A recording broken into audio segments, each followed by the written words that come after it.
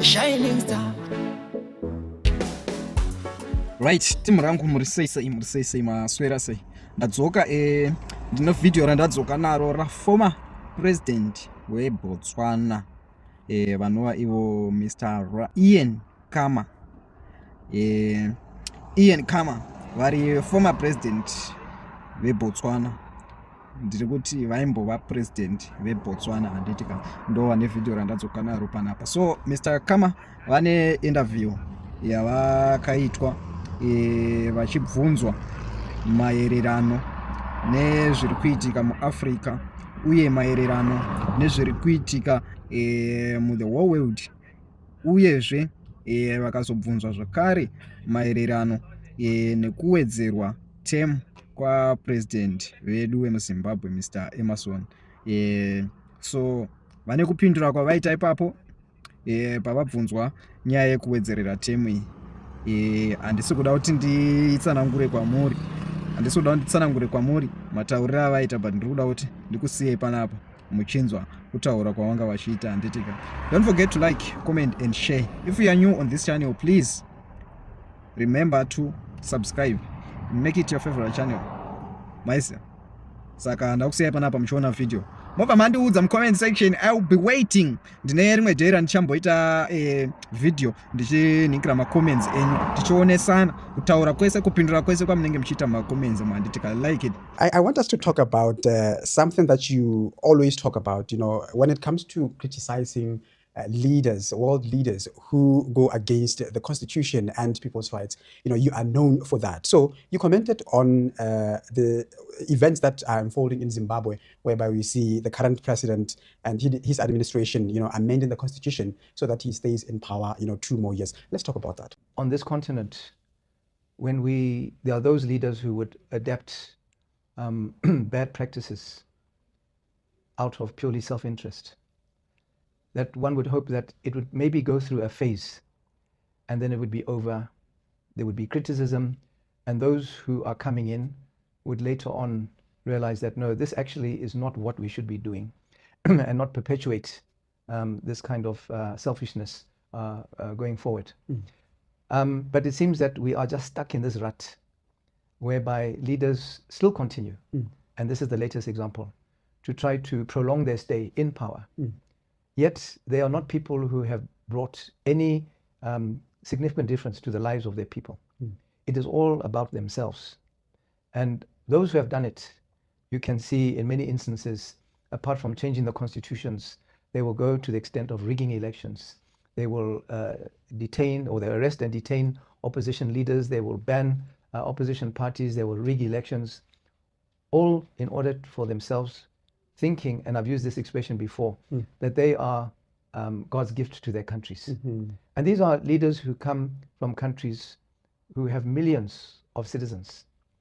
And why should one person think that they are in any way special? Because they haven't proven that they are unique amongst previous leaders, that they have done a tremendous amount to reform and bring about significant change in the lives of their people. And they just continue. And I think there must have been I think we must be about up to 18 countries in Africa where these kind of constitutional changes have been made. Okay. You know, supporters often argue that constitutional amendments are legal and democratic, you know, if they pass through parliament.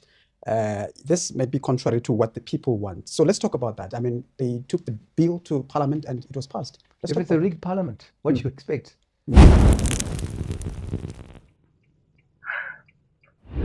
Those MPs sitting there were rigged into getting their seats. And other times there's also cash inducement to buy people. So you're not really you know, talking about a process which is fair and credible. So that way you'll find that in many cases, those who have done that are using a parliament that they brought in through the back door. They're using like the majority rule. No, it's not majority rule. I'm talking about, when I say bringing them through the back door, I meant that they have not complied with free and fair elections. They have not shown true democratic credentials in the way those MPs came into their parliament. So when you're in that situation that you want to entrench your position in a country, you'll go to any extent in order to do that. So like I've already mentioned, it's a typical example is the rigging of elections and the harassment and intimidation of opposition. Okay. Yeah. You know, in Zimbabwe, because now we are talking about Zimbabwe as a case study, you know, the political landscape has never been easy that side. So what can be done? I mean, there's SADC and there's AU, but clearly they always release statement. What can be done, you know, to stop all this? You know, one shouldn't generalize, but I don't think you're going to find any resolution through SADC. Why? Because SADC also has other leaders who are in the same mold. I'm not saying all of them. Let me make that very clear. But there are a few other SADC leaders who are in the same mold, who have also, you know, done things. The recent example is Tanzania. And you know, Tanzania even went to the extent of killing their own people in order to stay in power. And when people resort to that, really, you know that it's an extreme. And people who do that really are sick, very sick, in that they would put themselves so much in front of everything else that they are prepared to take human lives in order to stay in power. So when you then think that someone is going to stand up and call them out from within the same region, and you talked about the continental body, there are others on the continent. Museveni in Uganda as an example. I mentioned Paul Biya, who's 93 years old. And Paul Kagame as well. Yeah, he's been there, 26 years. And he changed, Paul Kagame, he changed the constitution in order to stay longer. So I'm just saying, so you'll never find, it's like if I give an example, when you see there are military coups on the continent, very soon you will find the regional body suspending the membership of that country because of the coup. The AU also will come out very quickly to suspend that country. But you would say, okay, but then what led to the coup? Those leaders themselves engaged in human rights violations, violated the rule of law, amended their constitutions, all the type of things which have crowned them as dictators, very autocratic leadership. And yet the regional bodies say nothing, the AU says nothing. And then when the soldiers say, no, because of all these things you've been doing, we are now taking over. And you'll find that initially, not long afterwards, you'll see that people rejoicing that that leader has been removed. Yes. But the unfortunate thing is that the military then, once they come into power, then they too start enjoying power and not wanting to hand over. But at the time it happened, there would be people support, majority people support, but yet they would be condemned by, like I said, these regional and continental bodies. Yes. So it's sort of like there's a club that these leaders belong to. There's solidarity. They're sort of thinking that, well, one day if I want to do the same thing, I will not expect my neighbor, my colleague, to be criticizing me. Yes. So let me just keep quiet. All right. I mean, you as a former head of state, and you have a track record of, you know, calling these leaders out, like I mentioned before. You say these, you know, regional bodies and, you know, the AU, you know, they are of no help looking at what's on the ground. But what should be done? I mean, something has to be done because we're talking about human rights. Regional bodies, continental bodies, international bodies don't step up. And let's look outside the continent. Let's look at a country like Israel, who are massacring innocent people in Gaza and in Lebanon as we speak, and in the West Bank. And there'll be a few noises made by some in the international community, but nobody really comes out and do what they're supposed to do and isolate that country. Israeli diplomats should be expelled from countries where they have embassies to show them that what you're doing is just not going to be tolerated. They should be totally isolated. The same with the Russians and their attack on Ukraine, and how you see human rights violations being there, because you can't just walk into a country one day and decide you want to take it over. So yes, certain countries have stood up and opposed, but how loud are we raising our voices when you want to say governments which are democracies, which may try to give the impression that they are pro-human rights, but when we see human rights being violated on a massive scale, I gave the example of what Israel is doing to the Palestinians and what Russia is doing to the Ukrainians, and yet those countries are not saying much about it. They don't say much about it. And that's why these things are allowed to perpetuate, and they continue and they continue. And right now we're in a situation in this world where no one is calling out these violations. So then it's left to others, NGOs, to voice their opinions as loud as. You mentioned something about power, that even after, you know, the army takes over with the hope that they're going to make things better, but, you know, you like to use this word. I remember I once interviewed you about these, you know, dictators, and you said, you know, some people, they are drunk in power. Let's talk about that. As a former head of state, What happens when you become president? Why do people change and forget about what they said they will do? You know, I think when, as human beings, Mm. we all have weaknesses, and you can be easily tempted. Mm. You can be easily derailed. And that's when it then depends on the strength of your character as to whether you will resist those kind of temptations and say, no, this is the path I've set for myself. And that's why when I came in, and I'm not trying to say that I'm a good example, but I'm just saying that what I did right from the beginning was I put in place the 4 and then later the 5 Ds. And that to me was going to be my guide to make sure that every day when I woke up to say, am I still on this path of the 5 Ds? And all those 5 Ds were people-centered. So, you'll find people at their inaugurations when they become president or leader of anything, you know, promising the earth that we're going to do this, we're going to do that, and then they lose direction. Yes, it's a challenge. I mean, we live in a global village, and there are a lot of geopolitical issues which can influence change, where you said, I intended to do this, but then I had to change. Like when I came in, it was before the world economic downturn. Suddenly you were confronted with this thing, and it was something that pulled every country down.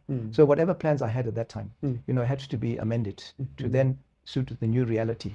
But in other cases, you can make promises, and there won't be external factors that cause you to change. You just make promises which may be unrealistic in order just to come into power. And then you would find that Keir Starmer find himself in that situation that now he's had to step down. But of course, one must say, and it wouldn't happen in this continent, that you take your hat off to him, that when others have said to him, look, you're not delivering, we don't think you're the right person to lead us anymore, he will unilaterally and voluntarily step down and say, okay, fine. And we've seen other people in that, even though it's very sad that a country like that has had so many leaders in such a short space of time, that also creates its own instability and problems. But at least, unlike those here who want to continue in office forever and not delivering anything, just want to continue on, and is there people who then suffer the consequences of poor governance. Okay, let's talk about you know, other players. You know, let's take a country like Botswana. We have a party that is, you know, ruling, and we have people who are backing that party. What's their role, you know, in advising the president? Now we're talking about Africa, advising the president that you are taking the wrong step. Let's go on this direction. Like you said, people, they promise, but they make a U-turn. What's their role in that? I'm a bit reluctant to answer that question because I don't want to be dragged into politics. Yes. But, you know, just in general terms, I would assume any president, I'm not talking about this one, I'm talking about past presidents and future presidents, they are surrounded by advisors. Your cabinet, for a start, people in the political arena. Then all your permanent secretaries and your officials, if you're meeting them on a regular basis, as you should be doing, presenting that here's this issue, here's a problem, here's a challenge, how do we get over it? Come back to me, go sit, work on it, come back to me, give me options, and let's then agree amongst ourselves which direction we're going to take. So that's how governments generally should work. When you probably then take the position that I'm not saying that's what's happening here, but I'll give an example of someone like Donald Trump. Obviously someone who just be taking decisions without listening to advice. And there's so many people out there, even within his own party, who don't like some of the decisions and things that he's doing. It just becomes a circus, which is what it is in that particular administration. And so I would just say that that's what, you know, advisors are. They may not be called advisors, but there are people there to give advice. You can bring in, if you want, other so-called advisors. We could be from inside or from outside the country, just to sort of top up those who are already in the country, coming with experience from outside as well. Okay. But as I say, that is something that each leader has to, you know, consider and take into account. Okay, let's look at corruption as one of the factors that may lead to these leaders, you know, extending their term. Let's talk about that. Well, corruption is driven by greed. So if you find that, and when I talk about greed, I mean even people who are well off also engage in corruption, because that's greed. They just want more and more and more. So when they see what they can get, what being a leader can bring them, that when you've got people who are wanting to come to the country to invest, and you then meet with them, and then you try to say, what can I get out of it if I give you this contract, if I give you this tender, and so on and so forth. If you try to amass wealth, it's the thing that I talked about resisting temptation, because who doesn't want to be well off? But the thing is, how do you get there? And do you get there by doing things which are unlawful and illegal and engage in corruption just for your own benefit? And corruption is another form of self-interest. When I talked about power, being people wanting to stay in power out of self-interest, greed is also something that drives self-interest. You know, there's something quite interesting. When you look at America, the leaders or people who become presidents there, they come in, you know, coming from a background that, you know, you'd say they are not hungry. Well, you'd say, yeah, greediness and all that. So looking at you, you joined politics, you are from a background, you know, that you would say, you know, it's well off. I would say that. Allow me to use that word. So now, what's the difference between people who become presidents from a well-off background and those that become president from, you know, nothing? Does that drive them to be corrupt or to want to stay in power? I think it applies to both. It's the issue I talked about of character. Because like currently now, you talked about America and the incumbent. Yes. Someone who's very well off. We've heard that. We know about that. And yet, things that he does using his office to further benefit himself and his family. That's what he does. It's greed, pure and simple greed. And as you know, someone like that who's a narcissist, who just is driven by himself and his own self-importance, that's what they do. Then yes, you'll probably have other people who don't have any kind of background in terms of riches, who when they get into office will then be tempted to try and get more. But then at the same time, you will hear of others who come from that kind of background, a poor background, who will say, from my experience, I know what it is like to be poor. And therefore, I will use this office to help poor people as much as possible and not myself. Because I know whilst I'm in this office, I'm looked after by the state. I don't need anything more. And when I leave office, I will continue to be looked after by the state in most cases. So like I say, those who just find that they succumb to greed, it doesn't matter. They will, if that's in your character, that's how you're going to be. Okay. Now let's talk about solutions.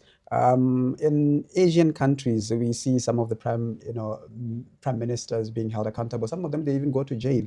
In Africa, you know, it's rare to see presidents who are accused or alleged of, you know, wrongdoing, even if, you know, there is evidence. It's hard to see them really being held accountable. Let's talk about accountability and its role in terms of curbing this, and now looking at Africa as a whole. You know, really, the only thing that can hold people accountable, leaders, is the people themselves. Through election. So through, you know, the issue of regional bodies, continental bodies, international bodies, we have seen it hasn't done anything. When I made those examples of Israel, Russia, and even here on the continent, it hasn't changed anything. So it's the people themselves who can bring about change. So how do you get there? You talked about elections, but those kind of people will tend to rig elections. So you're not going to get rid of them that way.